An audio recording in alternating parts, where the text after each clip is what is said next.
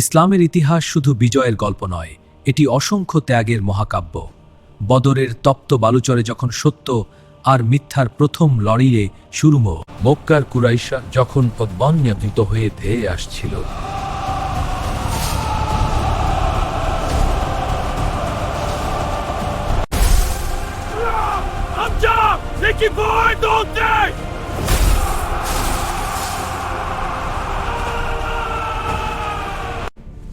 হুজুর যুদ্ধের জন্য আল্লাহর এগিয়ে এসো।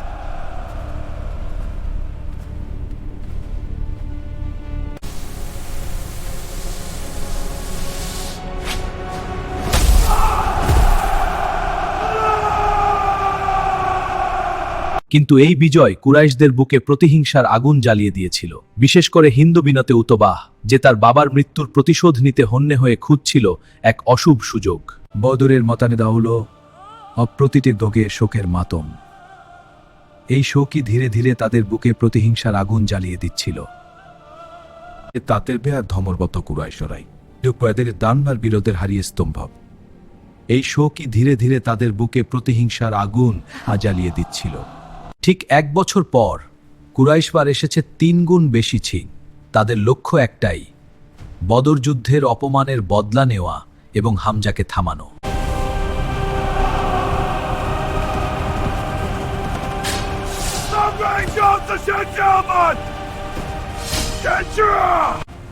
আমি আসি বর্ষা নিক্ষেপ ছিলাম, এই সুযোগে দেখা।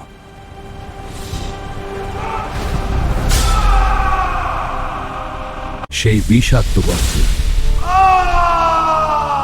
ইসলামের সেই মহান সিংহ আল্লাহর প্রিয় বীর লুটিয়ে পড়লেন ওহুদের তপ্ত বালুচরে।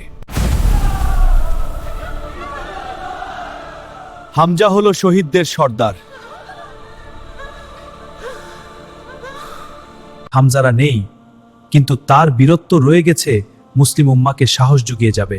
তিনি কেবল ইসলামের বীর ছিলেন না, তিনি ছিলেন ন্যায়ের এক অজেয় প্রতীক। আজও ওহুদ পাহাড়ের বাতাস যেন সেই সিংহের গর্জন মনে করিয়ে দেয়।